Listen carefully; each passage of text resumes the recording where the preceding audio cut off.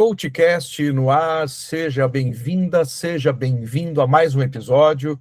E antes que a gente comece, antes que eu apresente a nossa convidada muito especial, eu quero que você nos siga, seja no Spotify, seja aí no canal no YouTube ou outra plataforma que você esteja nos assistindo ou nos ouvindo, porque uma curiosidade, mais de 80% das pessoas que assistem ou ouvem ainda não estão inscritos nos canais, por favor. Segue lá.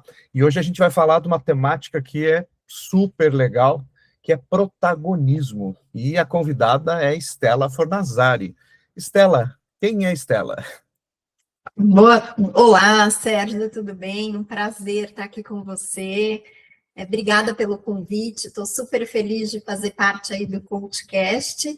E vou te contar um pouquinho quem é a Stella. Eu sou a Stella Fornazari, sou a filha mais velha da Heloísa e do Roberto, e tenho 2 irmãos, e também sou a filha de coração da Delourdes e do Toninho, casada com o Márcio.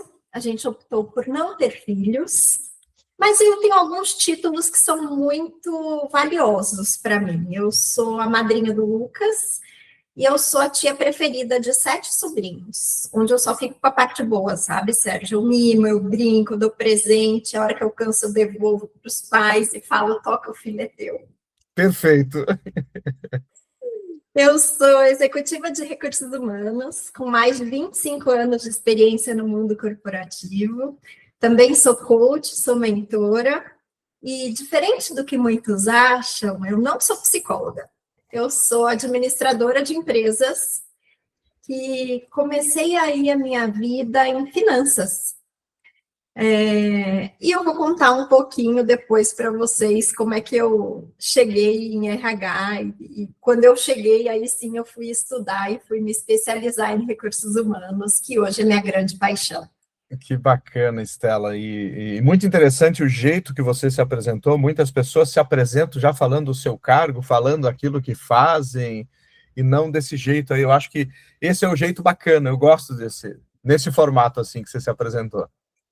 Acho que é importante porque a nossa vida não é só profissional, né? Apesar da gente estar aqui falando de protagonismo, nós vamos falar bastante de carreira, mas a gente tem todos os pratinhos que a gente precisa equilibrar. E para a gente estar feliz, a gente precisa fazer um bom equilíbrio desses pratinhos, né? O que para mim é um ponto muito importante. Muito legal. Então vamos começar pelo comecinho, já que você não é psicóloga, né, e que muitos acham que seja. Por que você escolheu a administração lá 25 anos atrás, mais ou menos?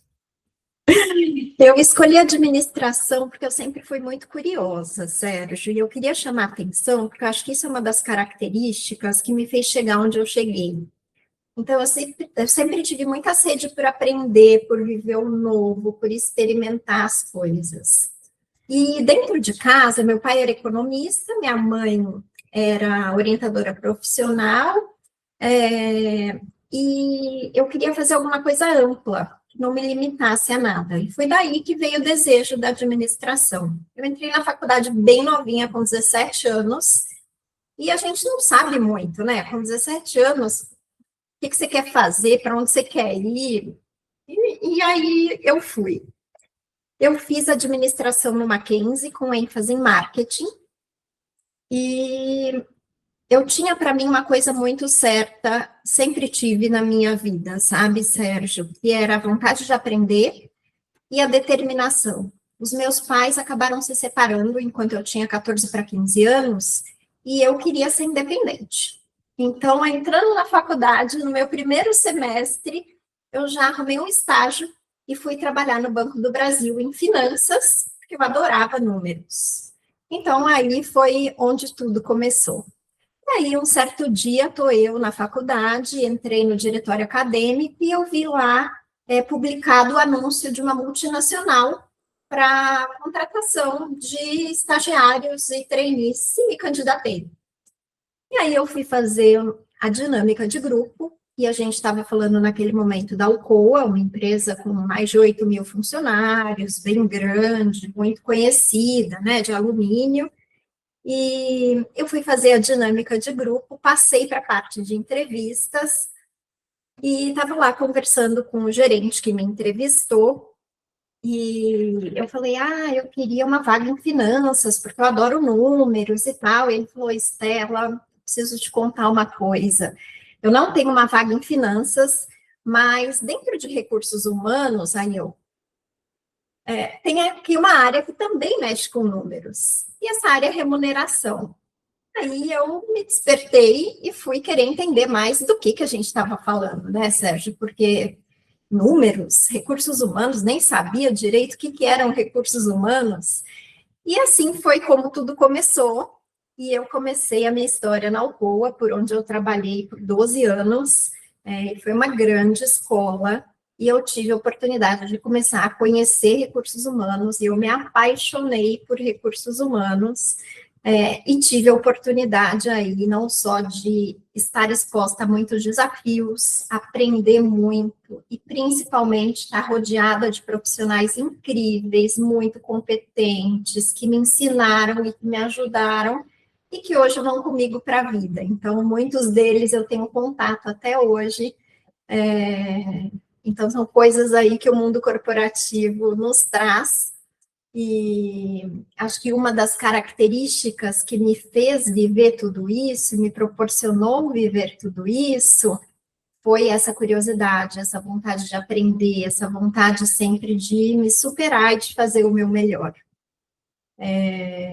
A Alcoa foi uma grande escola, como eu te falei, né?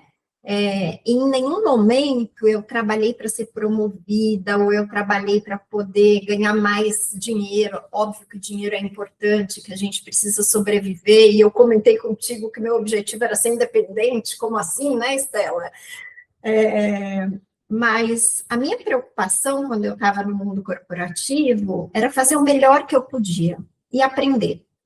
E eu sempre fui surpreendida com um convite para fazer uma nova posição, com um aumento de salário, com uma posição diferente. E eu tive a oportunidade na Alcoa de trabalhar aqui no corporativo, em São Paulo, onde tudo começou. Depois de quase 2 anos, veio um primeiro convite para eu ir para uma fábrica em Recife. Aí eu falei, uau, Recife, né? Eu recém-formada, vamos embora, vamos experimentar o novo. Fiz mala e fui embora. Eu tive, quando eu estava morando em Recife, minha mãe teve um problema de saúde, acabou falecendo, foi um período muito difícil, enfim, eu estava longe, e logo depois disso eu fui convidada a voltar para São Paulo, e aí para um desafio muito legal, porque a Alcoa tinha comprado uma empresa brasileira, e a gente tinha tudo que implementar de recursos humanos, foi a minha primeira posição de liderança, então foi um aprendizado, assim, enorme, e, de novo, vamos mudar, vamos voltar, vamos conhecer uma realidade diferente, vamos integrar uma unidade de negócios. Depois disso, eu fui ser gerente de recursos humanos pela Alcoa em Poços de Caldas, um ambiente metalúrgico de fábrica, muito masculino, com um sindicato dos metalúrgicos que a gente conhece bastante e que negociava direto, porque Poços de Caldas é uma cidade pequenininha, então muito aprendizado, muito desafio. E aí foi quando era uma véspera de Natal, eu nunca vou esquecer desse momento, Sérgio, era uma véspera de Natal, o diretor de RH me ligou na época e falou, Estela, tem um convite para te fazer. Aí eu falei, oba, vamos, né? Eu queria te convidar para poder desenhar e implementar o nosso Centro de Serviços Compartilhados para Recursos Humanos. E eu te confesso que na hora me veio um sentimento misturado, assim, e eu falei, mas eu? Por que eu? E eu entendi aquilo não como uma coisa boa, mas talvez como o que eu estou fazendo de errado para eu poder fazer o Centro de Serviços Compartilhados de Recursos Humanos. E a gente estava falando disso, Sérgio, 2004. Então, há muito tempo atrás, onde isso era muito novidade nas empresas, onde a gente tinha uma brincadeira com o gerente de RH, que isso ia ser o call center de RH, e aí na minha cabeça, por que eu vou cuidar do call center de RH, né?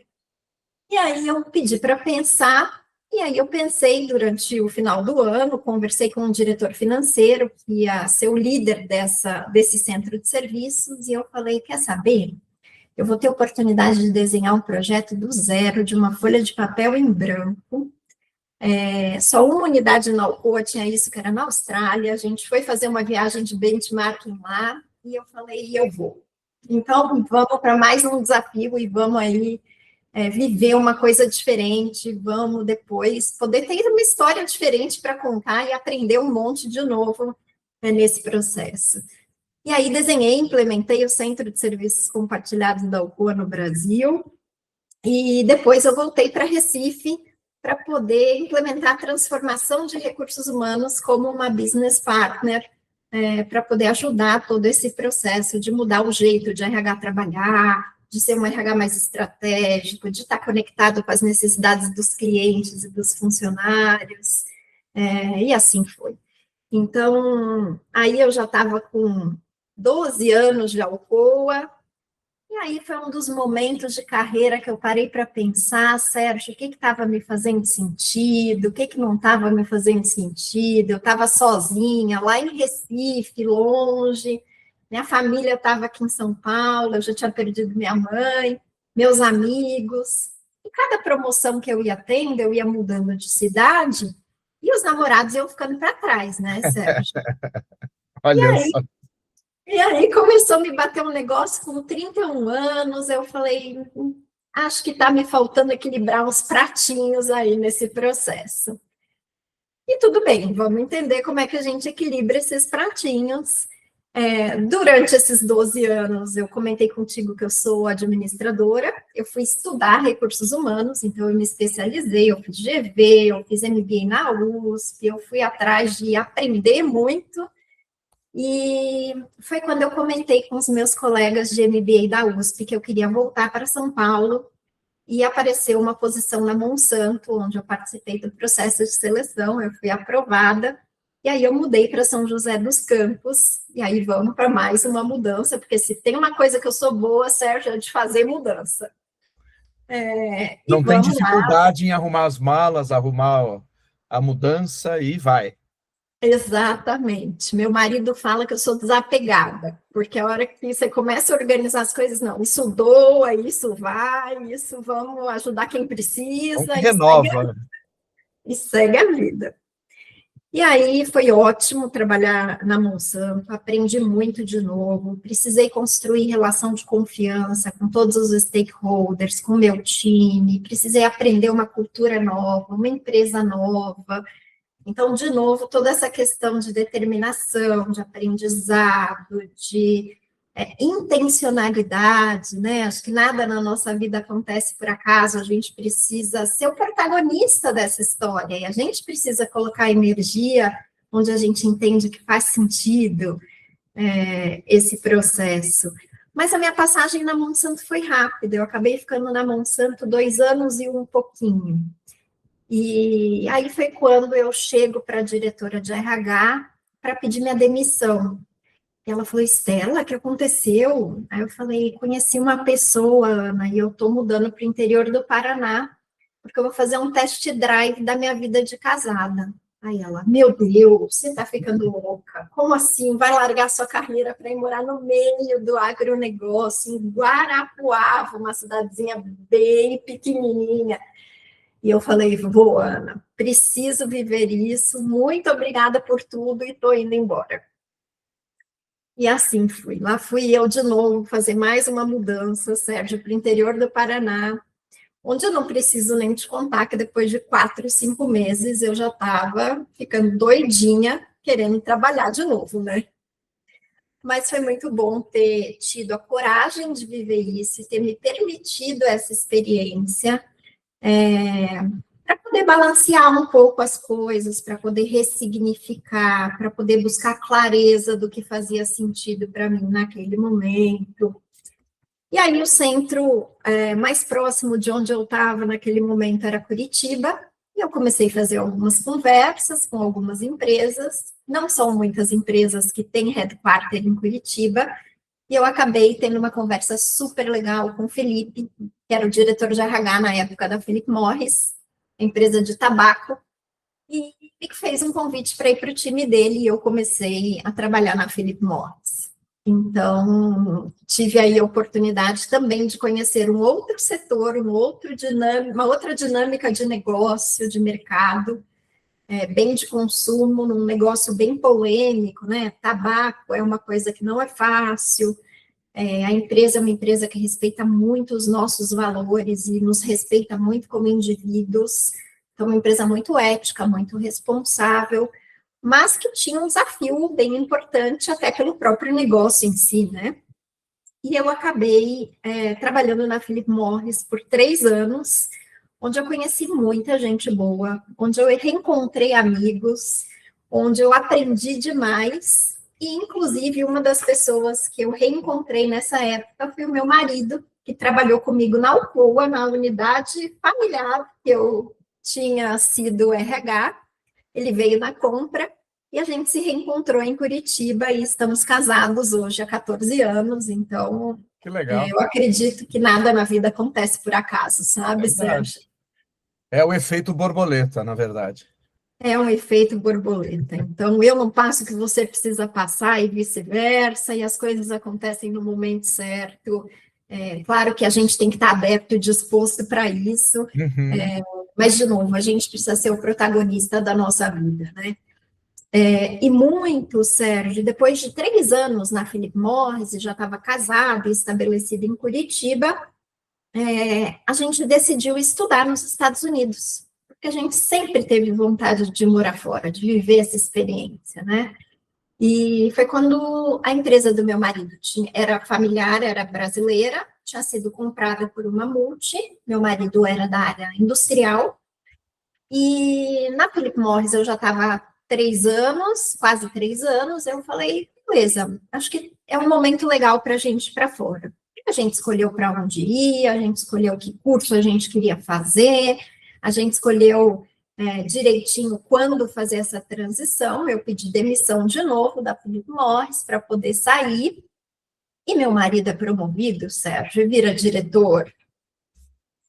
E aí vem mais um aprendizado, e agora, o que fazemos com isso, né? Então, sentamos conversar para poder entender o que faria sentido para a gente, o que não faria sentido, e a gente decidiu não ir para os Estados Unidos. E está tudo bem também. Então, acho que a flexibilidade para a gente poder sentir e para a gente conseguir ter clareza do que faz sentido para a gente em cada um dos momentos, e a gente tomou a decisão de ficar no Brasil, e foi aí que eu entrei na última empresa que eu trabalhei por 10 anos, e que eu fui muito feliz, e entrei na BD, que é uma empresa da área da saúde, e aí o pessoal até brincava, né, que eu deixei de estar atuando no tabaco para poder vir salvar vidas. E foi delicioso conhecer mais uma cultura diferente, fazer conexão e construir relação de confiança com o time, com pares, com o chefe, com colegas de trabalho. Acabei ganhando muitos amigos, tive um desafio muito grande na Philip Morris, porque eu entro na fábrica em Curitiba, e a fábrica estava passando por uma crise de credibilidade com o global muito grande, tinha tido uma greve pela primeira vez na vida de 5 dias, então tinha que reconstruir relação com o sindicato, tinha que trabalhar muito cultura do time, a gente trabalhou muito a meritocracia, e lá vou eu de novo, falou em desafio, falou em transformação, já levanta a mão, porque sou eu, né, Sérgio? Então vamos. Muito bom. E aí eu fiquei 3 anos nesse desafio na fábrica em Curitiba, e depois eu volto para São Paulo, onde eu sou convidada a assumir a diretoria de RH do Brasil, da BD. E aí eu fiquei os últimos 7 anos nessa posição de diretora de RH, aprendendo muito, me conectando com 1.700 pessoas, então responsável por 2 fábricas, 2 centros de distribuição, 7 áreas comerciais de negócios diferentes, e com a oportunidade aí de fazer conquistas, projetos, de ter um presidente que apoiava tanto o RH, e que a gente fez projetos incríveis juntos, entregas maravilhosas que foram reconhecidas como best practices. E, de novo, um momento onde cada vez mais eu percebi a questão da intencionalidade, da determinação, do como é importante você ter coragem para poder topar esses desafios. Não vou te falar que foi sempre fácil, não, viu, Sérgio? Não foi. Mas, às vezes, aquele frio na barriga, aquele medo, e vamos com medo mesmo. E vamos ver o que dá, e vamos fazer acontecer. É assim que você consegue ser protagonista. Aí eu tenho uma perguntinha para você aqui sobre protagonismo e RH estratégico. Bora. Como se consegue hoje, até nesse tempo todo que você passou aí nessas várias empresas, ser protagonista se muitas vezes o RH não consegue ser estratégico? É um grande desafio de todos os RHs. Essa é uma pergunta super capciosa, diria, super importante, viu, Sérgio? Eu acho que o como você consegue ser protagonista começa em coisas simples e com você. E não só na sua carreira, eu acho que você precisa ser o protagonista da sua vida. Então, a questão de você ter clareza de onde você quer chegar, do que é importante para você, de você fazer as coisas alinhado com seus valores e com as suas crenças, para mim é onde o protagonismo começa, sabe, Sérgio? E aí você direcionar intencionalmente os seus passos. Então, se eu sou uma pessoa e para mim é importante respeitar e estar com pessoas, é no simples que eu começo. Eu vou respeitar as pessoas ao meu redor e eu vou começar a cultivar as relações e o que faz sentido para mim nesse caminho. O protagonismo, ele vem, eu acho que em todas as nossas escolhas, né?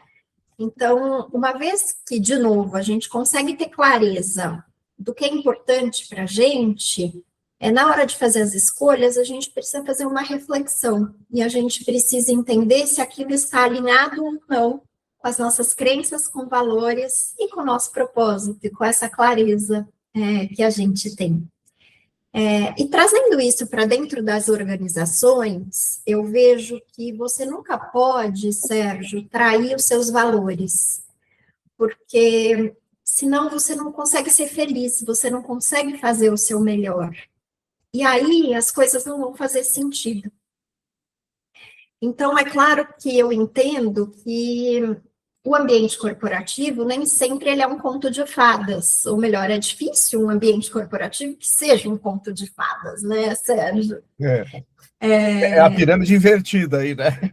É a pirâmide invertida. Mas, conectando na tua segunda pergunta do RH estratégico, o RH só consegue ser estratégico quando ele se posiciona, quando ele banca as decisões que ninguém quer bancar, quando de fato ele traz luz ao que precisa ser decidido, mesmo que essa decisão seja impopular.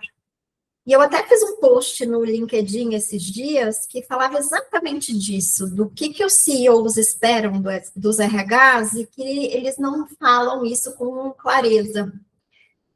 E um dos pontos mais importantes para mim é essa questão de você suportar e ajudar nessas decisões que não são as mais fáceis, mas que é o que vai garantir a tua cultura, que é o que não vai permitir que as coisas aconteçam em desacordo com os valores, é o que muitas vezes você vai precisar ir para frente dos funcionários para poder explicar o porquê de uma decisão que não é o que os funcionários gostariam, mas que é uma decisão fundamentada, que é uma decisão baseada em propósito e que isso vai trazer um benefício futuro. Então, eu vejo muito que a questão do RH estratégico, ela está conectada com você estar alinhado e conhecer o negócio.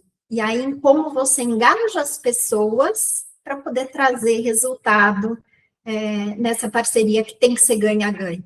Não só para a empresa, mas para os funcionários também, sabe, Sérgio? Muito legal. E o quão importante é que a alta gestão, que o CEO, que os C-levels da empresa tem também essa abertura para esse RH ser estratégico?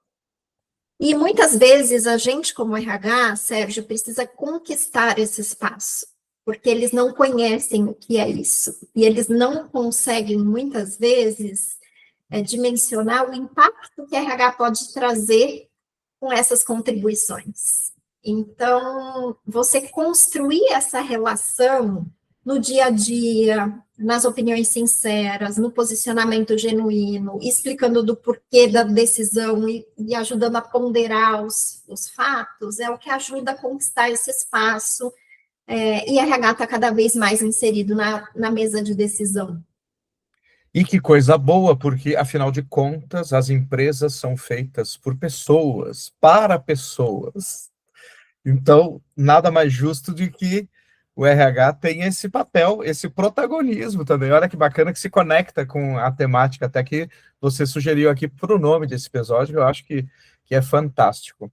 A gente já está se encaminhando aqui para os minutos finais, e eu gostaria de te provocar mais um pouquinho. Como se manter atualizada no meio de tanta informação que a gente tem hoje, porque é muito importante, principalmente para quem é de RH. Sem dúvida nenhuma, Sérgio, e a gente vive um momento maluco, né? A gente é bombardeado de informação literalmente o tempo todo. E eu tenho algumas técnicas, Sérgio. Em alguns, eu consumo, sim, conteúdo de mídias sociais, então eu vejo alguns podcasts, eu leio algumas matérias, eu leio livros, eu participo de alguns cursos, mas em alguns momentos eu também faço uma higiene mental desse bombardeio todo, porque senão a gente fica com super estímulo e isso não é saudável, isso não é produtivo para a nossa mente, né? Então, assim, eu acho que procurem podcasts que façam sentido, que vocês gostam, procurem conteúdo que estejam alinhados ao que faz sentido para cada um de vocês. E tem um livro que eu estou lendo agora, Sérgio, que eu queria deixar aqui como uma sugestão, que tem me ajudado muito, né? Que nesse processo de escolhas, de protagonismo, de intencionalidade, de coragem, de viver essas experiências, até a própria busca de clareza, muitas vezes a gente vai ter que tomar decisões e fazer escolhas. E nem sempre a gente vai agradar todo mundo. Então, eu estou lendo um livro que conecta muito com isso, que é A Coragem de Não Agradar, do Ishiro Kishimi e do Fumitake Koga. É uma leitura super leve, é uma leitura gostosa, e que, para quem entender que faz sentido, fica aí o convite e fica aí a dica. Que bacana. Obrigado pela indicação do livro, com certeza. Quem está aqui nos assistindo, nos ouvindo, vai captar essa dica aí. E eu acredito muito aqui, as pessoas que são os seguidores do CoachCast, são pessoas que querem se desenvolver, porque para estar aqui tem que querer, porque o assunto é sério, aqui é inspiracional mesmo, não é dancinha de TikTok, não é lacração, aqui são pessoas reais que vêm, pessoas incríveis, tanto quanto você que está aqui hoje, que tem uma trajetória maravilhosa, que é protagonista da sua carreira, e muito legal isso. Exato, Sérgio. E é importante lembrar que não tem certo e não tem errado, né? Acho que cada um de nós precisa buscar essa clareza, entender qual é o nosso propósito, o que faz sentido para a gente, e se permitam experimentar. Porque a gente vai acertar, a gente também vai errar, e está tudo bem. Mas é assim que você vai ser protagonista da sua história, né? Não tem outro caminho. É bem isso aí. E, Estela, como as pessoas fazem para se conectar contigo, para contratar sua mentoria ou um processo de coaching? Legal, obrigada. Eu estou aí, acho que minha principal rede profissional é o LinkedIn. Uhum. Então, é Estela Todescato Fornazari. Fico à disposição aí para as conexões. E através dali a gente pode mensagem, vamos conectar e a gente segue conversa. Que maravilha. E sigam lá a Estela Fornazari, linkedin.com/Estela S mudo, 2 L's, Fornazari com Z. E vou deixar aqui na descrição também desse episódio como se conectar contigo. e você, pelo visto, é bem ativa lá no LinkedIn, posta matérias bem interessantes, tem uns posts bem legais aqui, então vão lá e sigam a Estela. Vai ser um prazer ter vocês conectados aí comigo e contem comigo para poder trocar. Eu acredito muito nesse aprendizado através das pessoas. Excelente, Estela. E eu tenho muito a te agradecer essa generosidade de vir contar a tua história, e a história de inspiração, uma história de ousadia. Você foi muito ousada em vários momentos e você foi protagonista da sua carreira. Isso é sensacional. Então, vamos manter esse nome, né? O protagonismo na carreira. Porque eu acredito muito nisso e acredito que quando as pessoas têm essa clareza, e você ajudou aqui, com certeza, muita gente a se inspirar também, mesmo com medo, seja curiosa e faça as coisas acontecerem. Ação é importante demais. Exato. Eu acho que a gente não pode paralisar, né, Sérgio? Eu acho que vale a pena racionalizar, fazer as análises e entender. E aí coloca intenção, põe vontade e vai. Para quem acredita, diz que Deus ajuda quem cedo madruga, mas ele só ajuda se a gente fizer a nossa parte. Se a gente só acordar e não fizer a nossa parte, ele não vai ajudar. Sem dúvida nenhuma. A gente fazendo o pedacinho que é nosso, o universo se encarrega do resto. É isso aí. Então tá joia. Hoje o papo foi com Estela Fornazari, muito bacana, muito obrigado, Estela, e te espero numa próxima oportunidade aqui de novo. Vai ser um prazer. Muito obrigada, Sérgio, obrigada a todos vocês, e é isso, obrigada.